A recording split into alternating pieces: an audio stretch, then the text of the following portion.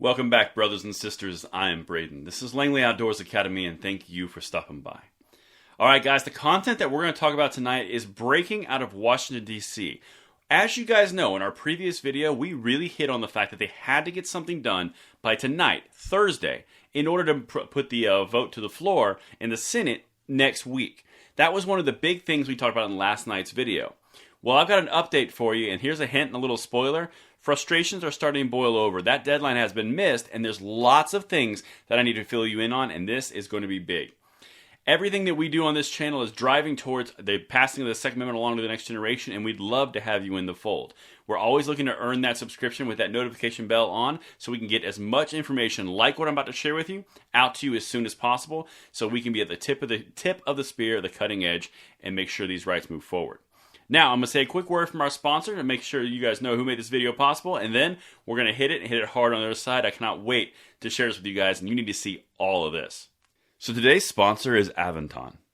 Aventon not only makes electric bikes, they make them high quality at an affordable price. These bikes are manufactured with parts created by Aventon, not a hodgepodge of different vendors, which adds to quality. Which makes them on another level. With a wide range of models, Aventon makes a model to suit a variety of riding needs and styles. Check them out in the description box below, and thank you so much to Aventon for making this video this week possible. Alright, so let's jump right into the content here. Here's the big payoff. You've got John Cornyn. He's the senator who's on the Republican side, who's basically been negotiating a way that is there a way, is there a deal, whatever. He's openly saying, hey, there's some frustration. Hey, I'm less optimistic. Yesterday, he floated the idea of paring the entire deal down. This is big. Check this out. Everything is linked in the description box below, per usual. Let's dive in. Gun talks will continue after Senate negotiators miss Thursday deadline. Now, this came out today. This is June 16th at 5:32. So this is breaking news, cutting edge, and Cornyn is already out the door, along with other senators, to go to their home states. This is getting interesting. Check this out. Senators left Washington on Thursday with key elements still in dispute on a delicate bipartisan deal that could significantly expand federal gun laws for the first time in 3 decades. Now, I'm going to point out a few things that are brand new here. First, you haven't used the word delicate. You haven't heard the word delicate before. It was moderate. Now it's moving into delicate. This is important because when you see tone shifts like that, it's something to note. The lack of firm agreement could foil leaders' hopes of holding a Senate vote on a bill next week and raise the prospect that a framework agreement released Sunday might not be able to be translated into a bill, something that we have been talking about on this channel, you and I, for about a week to 2 weeks, depending on what they're going to put forward. I've said since these negotiations started, it all depends on what goes down to the legislative text. They can agree all day long whatever they want. It's about what's in the text, and that's what they're having a problem with, and they're reaching stalemates. Check this out. This is what John Cornyn said. Again, this is a big deal. Senator John Cornyn from Texas, the top Republican negotiator, told reporters that he was, quote, frustrated about the lack of progress and tempered expectations that a deal could come together. He's tempering it. Yesterday he said we may have to pare it down, maybe not. Today he's saying it needs to be tempered. He's frustrated. Do you see the road this is on? Let me know what you guys think in the comments field. Quote, I'm not as optimistic right now, but we're continuing to work, he said, leaving a meeting of the top 4 negotiators Thursday afternoon. He added, quote, we don't have a deal about anything unless we have a deal about everything. And I'm going to take this second to say, keep the pressure on. They are feeling this pressure because they can't have a single Republican defect from this group of 10 people. This is incredibly important right now. This is because of the work you're doing. They're reaching a stalemate because both sides are applying pressure to their senators, and this is the result. Check this out. This is when he actually left.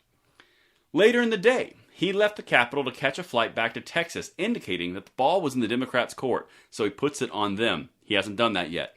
Quote, at some point, you've just got to make a decision, and when people don't want to make a decision, you can't accomplish the result, and that's kind of where we are right now. He's putting it on the Democrats. He's saying, hey, they're not playing ball, they don't want to make a decision, they just want to talk about it. That is shifting blame. That's something you do when it's falling apart. Tying all these things together, it's important. Chris Murphy, the top Democratic negotiator, told reporters he still expected a final deal to come together. Quote, it comes with a lot of emotions. It comes with political risks to both sides, he said, but we're close enough that we should be able to get there. Political risks to both sides, like I said earlier, they're putting pressure Liberals and leftists and gun controllers want more. Republicans and conservatives say, what the heck are you doing? It's going to make it difficult because that pressure is mounting. But now let's look at the actual timing, because remember, Schumer wanted this done next week. Many of those involved in the talks have viewed Thursday as a deadline to come together to agreement on key provisions, allowing for final drafting to occur for the final bill to be filed Friday, so it had to be done today. That would allow Senate Majority Leader Charles E. Schumer to begin the process of setting up votes for the next week, allowing the legislation to be potentially passed ahead of the scheduled 2-week recess. Now that's important because check this out. The key that recess, the end of next week, is crucial for timing. But with no agreement on key sticking points Thursday and most senators not returning to Washington until Tuesday, the timeline was in question. Quote, we need to work through the next 24 hours, but we are operating as if we're bringing this bill to the floor, Murphy said. They're on the 24-hour clock. If they don't get it done tomorrow, and I mean, that's unlikely with what we're reading here. Again, this fight is nowhere near over. It's always changing, always evolving. But if they don't get it done by tomorrow, that means the senators won't be back in place until Tuesday of next week. That means they would have 3 to 4 days to go through the entire process of drafting, passing, introducing, filibuster, and to the president. That is extremely difficult. And that's why I'm bringing this to you, because while this fight is still going on, it is incredibly interesting where they're at, and we have to be aware of this. The continuing clash on Thursday over the thorny details vexed Cornyn, who said a failure to move on the bill next would leave the fate of the entire framework in question. Quote, at some point, you've got to put your pens down, or at least you pick your pens up and write it and quit jawboning about it, Cornyn said. You're starting to see this falter and splinter. I'm going to say this again for the multiple time in this video. This fight is nowhere near over. I'm not calling if it's dead, calling if it's moved. I'm not putting any kind of money on it. But this is incredibly important because you're starting to see things shift that were not shifting before. And that's what I've got for you guys. Let me know what you think in the comments field below, and I will see you tomorrow morning on the Bullet Points. I'm Braden. See you later.